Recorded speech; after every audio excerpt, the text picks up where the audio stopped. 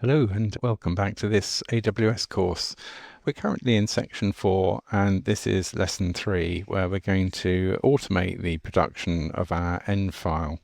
So just to recap, in the last lesson we looked at storing the URL of our API server in this .m file, and in that lesson we just put in the URL of the local running API server. So what we'd really like is the URL of the remote API server.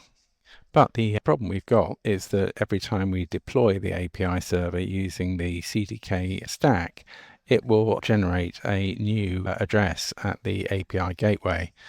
So what we're going to do is we're going to change this stack code to automatically save the address into an SSM parameter, and then we will read the SSM parameter into the .m file. Okay, so if you'd like to follow along, then just visit this portal, richardbraycourses.co.uk, and you'll find all the source code on this repo link here. You'll see there's source code for each lesson as we go along, so you can pick up where we left off at the last lesson using the code in this folder. And if you want to see the code as of the end of this lesson, just go here. Okay, so with that, let's get started. As I said, I'm going to update this stack to store the URL of the API server at the API gateway into an SSM parameter. Now, we saw this earlier on with CloudFront where we were storing some of its parameters. So all I need to do is add this code here and import this. And it's going to store api.url. API, of course, is up here, is the API gateway service. And it's going to store it in this parameter here, services API base URL. So having stored it, we'll run this a little bit later, but assuming it's there, the next thing we're going to want to do is to get that data into the M file. So to do that, we'll just write a script. So let's come down here to our scripts folder. And in fact, I've already got one, so I'll just copy it in there. So I'll just quickly walk you through it. As you can see, services API base URL. This is this value over here. So this is the parameter, and this is the output file that we're going to write to, which of course is this file here, appsui.env. And it executes AWS SSM get parameter. It passes as this parameter and says, I want the parameter value as text. So that will be returned into API base URL. And then it simply overwrites the .m file, this output file, and it writes Vite API base URL equals and whatever data it got from here.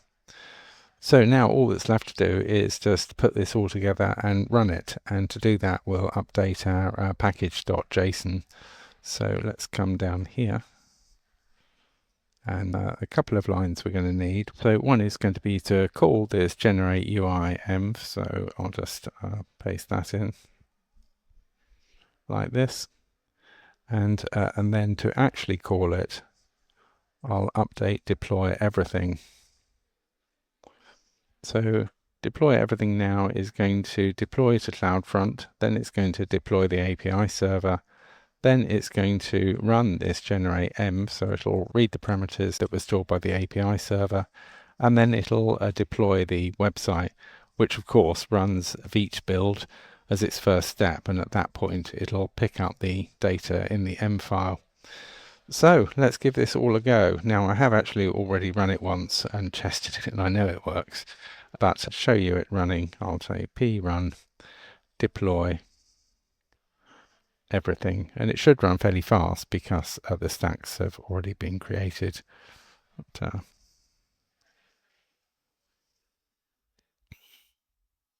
so it's saying the CloudFront hasn't changed, and we see API service has not changed simply because I ran this before.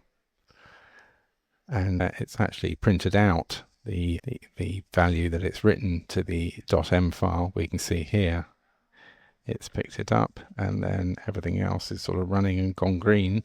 So all we need to do is to now visit the CloudFront distribution URL. So that's this here. I'll pop this up. and whoopee, we've got services okay, which means it's connected to the remote server. If we want to check it's really connecting as we expected, we can just go to the network tab and reload, and we can see health. We can see it's gone off to here. It's got a green light and access control origin. This is exactly as we're expecting. Okay, so that's all very good. I will bring this lesson to a close